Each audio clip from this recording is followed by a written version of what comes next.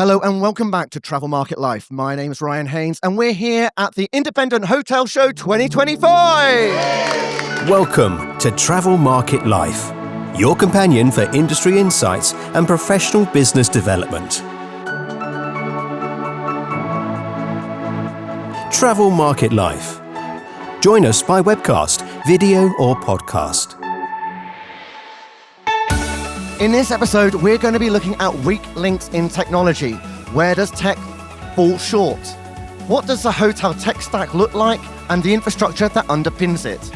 And why is strategy important to operability and commercial performance? Joining me will be Tanya Stellard, CEO of Platform Hospitality, Douglas Waddell, Hotel Advisor, and Alessandra Leone, Head of Hospitality at Focus on Hospitality. So joining me first, Alessandra, no stranger to the show here at Travel Market Life, and a pleasure to welcome you back. Thank you, Ryan. Lovely to be back here. But in a completely different guise. Last time you joined me on Hotelier's Voice as part of the resident hotels, but no more. You are with Focus on Hospitality. Tell us, what's happened since? Well, after so many years supporting the group of hotels that I work for, I decided to spread my wings and decide to advocate for a lot more hotels into technology and how technology can support us in doing our job so much better and please so many more guests. So 6 months ago, I joined Focus on Hospitality, powered by Focus Group, in leading their go-to-market strategy and supporting a lot more hotels using technology in the right way. I mean, it's fascinating because I spent my entire career so far really looking what we call the tech stack. And there's so much more to technology in hotels than that, the systems that we use to operate the hotel. But please, can we start off? How much is digital transformation a PR buzzword, or is it actually a necessity? Well, it's really a necessity. However, it has become very much of a buzzword. Hotelier has had the need to meet to continue to meet guest expectation. The change has been astronomical, and we finding the need to change the tech stack that we have. So we still have a lot of hotels, unfortunately, with legacy systems that are not able to cope with the digital advent, the innovation in technology that now guests have available at their fingertips to the technology that travels with them on a daily basis. So it has become so pivotal to the continued success and resilience for hotel businesses to continue to give the guests what they want, which is an amazing experience, whether they travel for business or leisure, they travel with your children and families, to have that technology crossing over into their stay. I mean, it's not just about the guest, though, is it? It's about making sure the business runs towards what's required in today's environment. And all these new systems, there's a whole new system coming out every single week, it seems. So what is essential, do you think, when it comes to the tech stack? How should we be looking at replacing a tech stack? Why is it a replacement important rather than just, a minor upgrade here and there? Well, apparently I've been working hospitality for 30 plus years. Someone brought that to my attention recently. So the tech stack has considerably changed. What is essential has also changed. And what I found in the several digital transformation projects that I worked on is we focus on the hotel technology and not looking at the foundations. So that's where we need infrastructure that is set up correctly that can power all the new technology that, like you said, grows every day. There are so many amazing platforms exhibiting here over the past few days that can do so many things that we couldn't do when I was younger and it wasn't available. But it's all around what the guest wants today, and not only the guest. It needs to support your operation because your team and your people are just as important as your guests because they make the magic happen and they support the guests through their journey, pre-arrival, during the stay and post-stay. So we need to make sure that we empower them with the technologies to do their job so we can accelerate certain processes that historically have been very manual.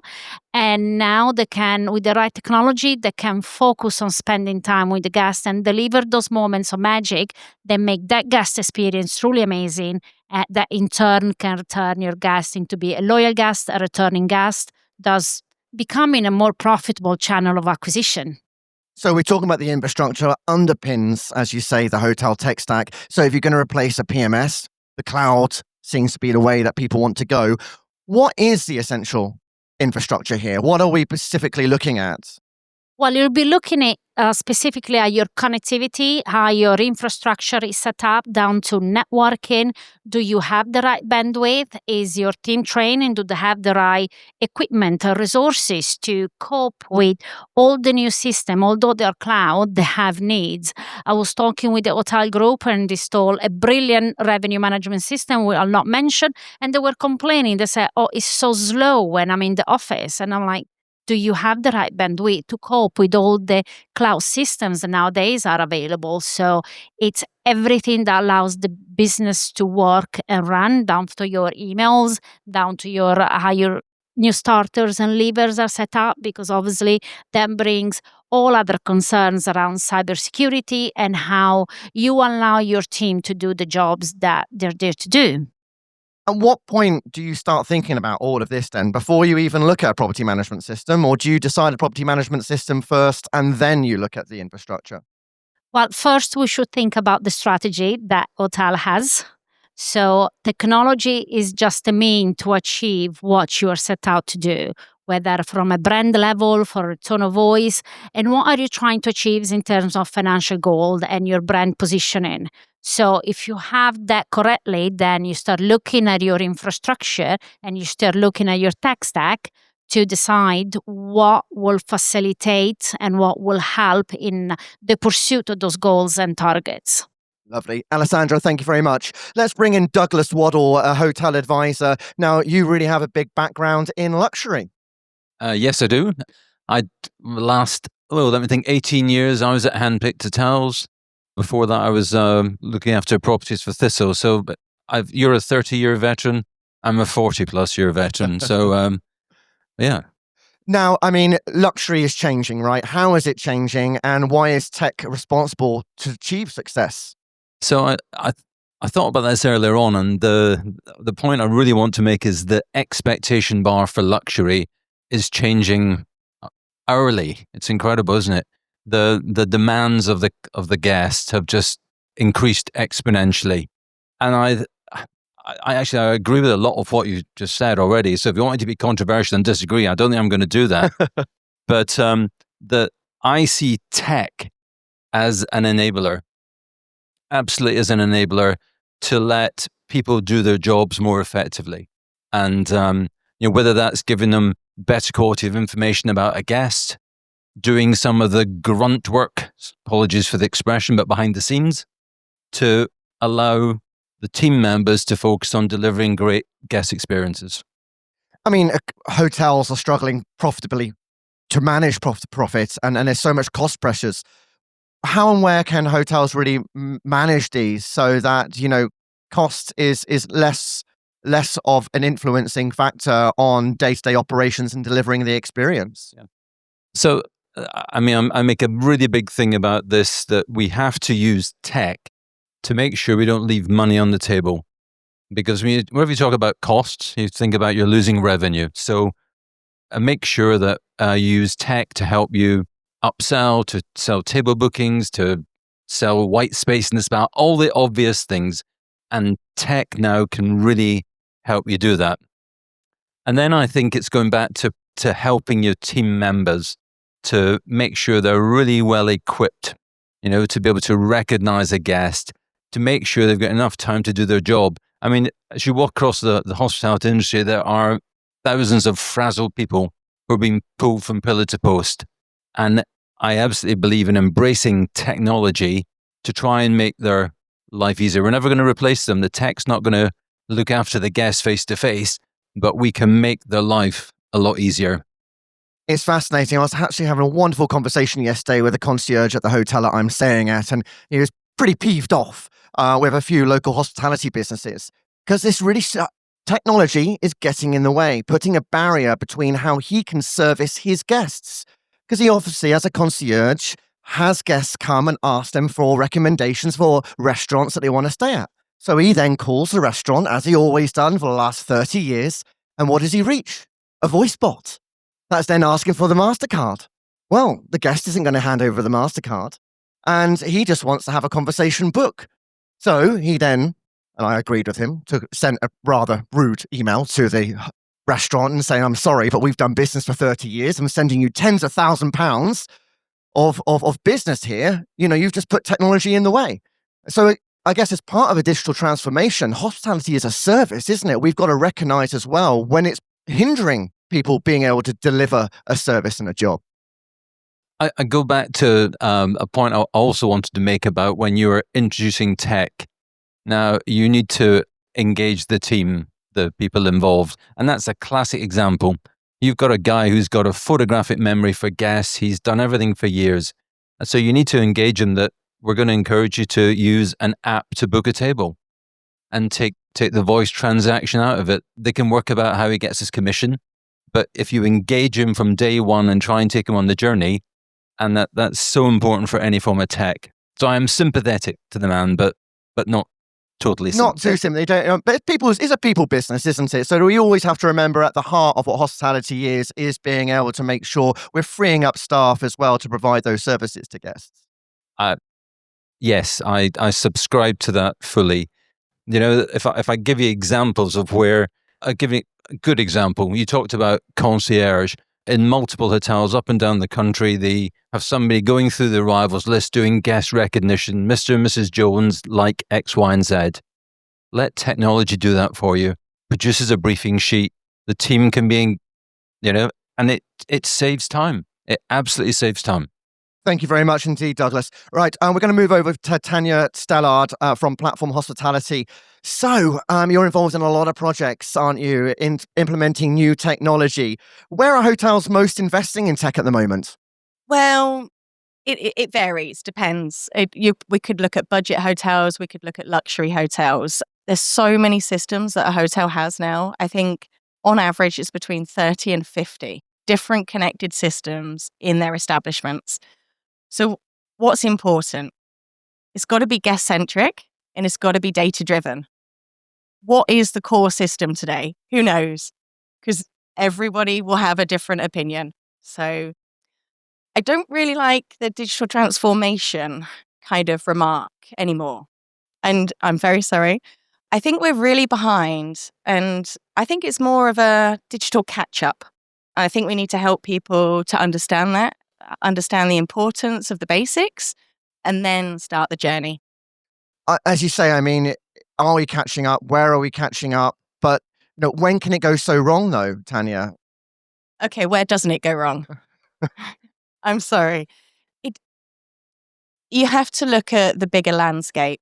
You can't take it in a silo project. You have to bring the team along on that journey. And that is everybody from the directors, from head office, to the receptionist, to the housekeeping team. They have to be involved in that transformation. If they're not, it's not going to go well. What's the best way that, we can actually work in a productive way in order to advance technology? Because there are so many vendors, and as you say, so many partners that play a part of a success of a hotel tech stack. Yeah. And there are so many systems that say they do certain things. Yeah. How do you read through the small print and the big marketing messaging? Okay, we all love marketing, don't we? It's there for a reason. Look, there are a number of different vendors doing the same things, but how do you cut through what's marketing and what's reality?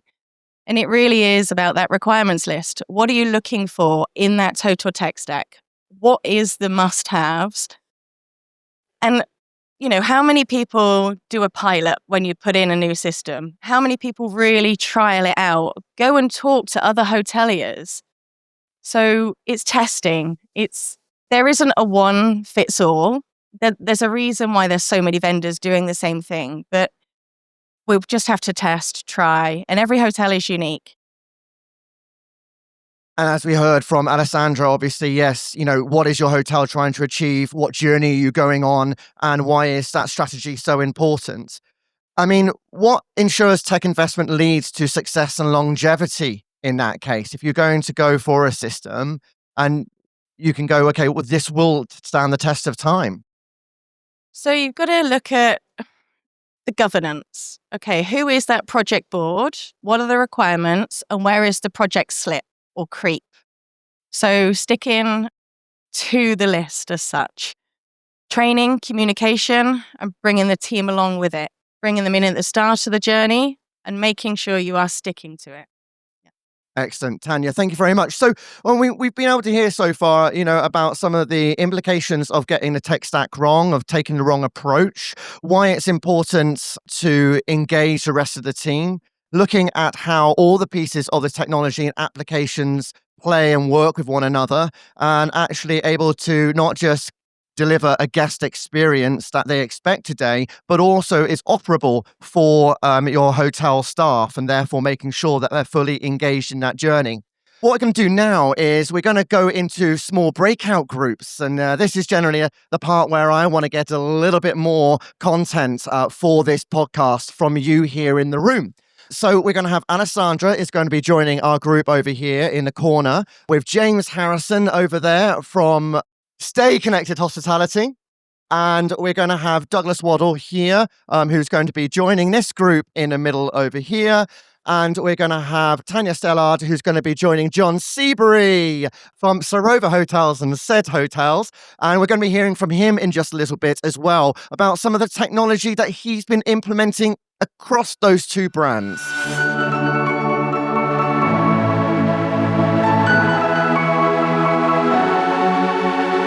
All right, so off you go. Join in conversation. Let's hear about some of the challenges that you're experiencing with tech. Where are you when it comes to artificial intelligence and implementing that within the hotel? Where are hotels when it comes to developing strategy? And what can we do as an industry to make sure we're constantly moving forward? So, James, over here, you were with Alessandra. What were some of the key takeaways that you guys had? So we had three very important points, I think I can summarize, that we came to. So the firstly was the review of the different systems to avoid the implementation of different software systems for the sake of it, in which case it meant that there was a real need for some deep analysis throughout the operation of the hotel, rather than from the IT side, to understand the value of how different systems would impact the day-to-day work, how they would make improvements to how the hotel was operating and how they would fit with staff's day-to-day business. The second interesting point we hit on was the concept of asking those who are involved in IT to walk a mile in the shoes of the operating staff. We found this was very, very important to allow team members who are working for MSPs, for suppliers, or in IT teams to spend some time understanding how a hotel is operating, what functions are being carried out by staff, so they can understand the impacts of outages, system changes and stuff, giving them experience of being an operator of the solutions.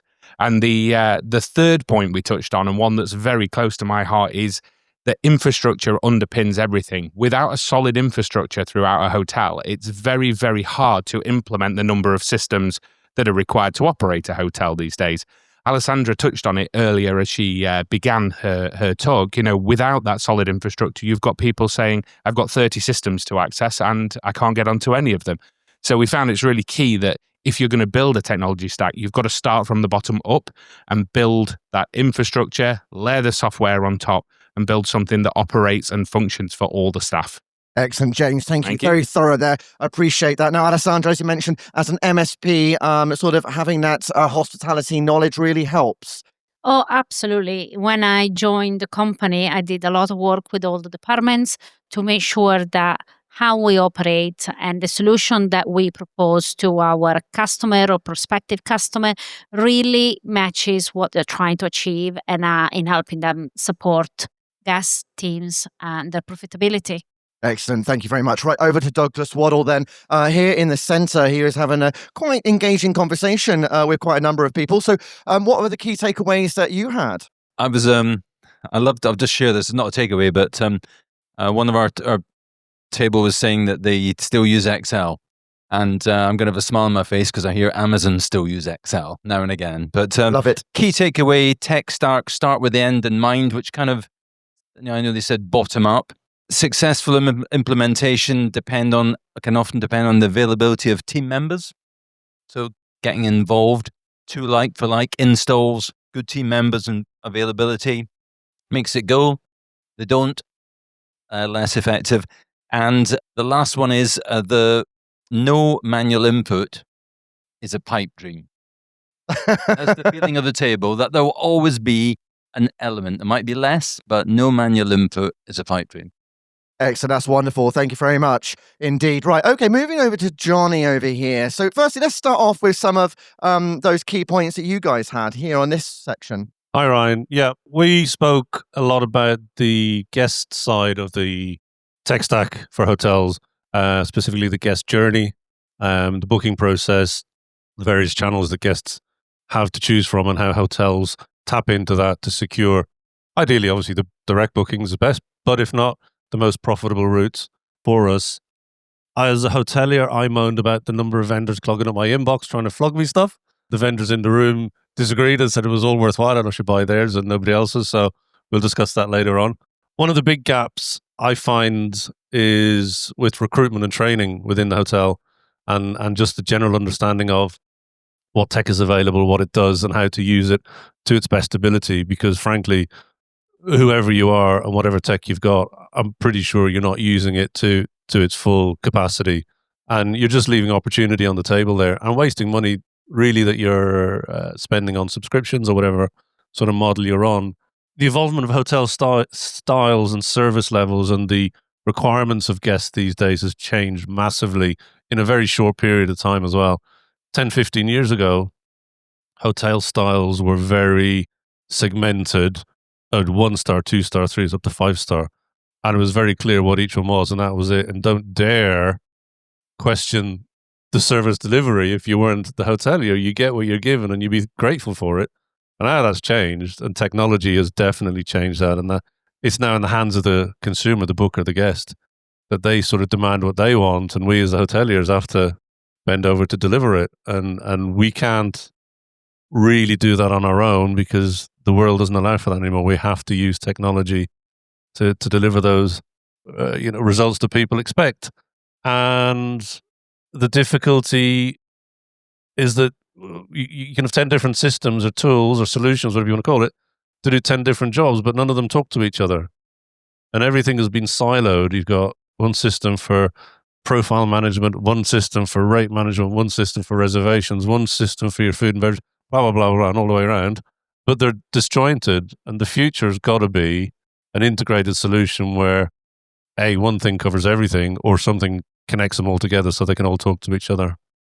Now, and one thing that Alessandra mentioned at the very beginning was when you're looking at the tech stack, it's all dependent on your business strategy, the hotel, the brand. Yeah.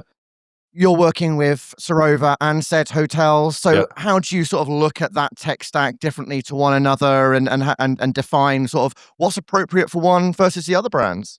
I mean, two different hotel companies, completely independent of each other, totally different product and style, but ultimately under the bonnet is the same engine running the same beast.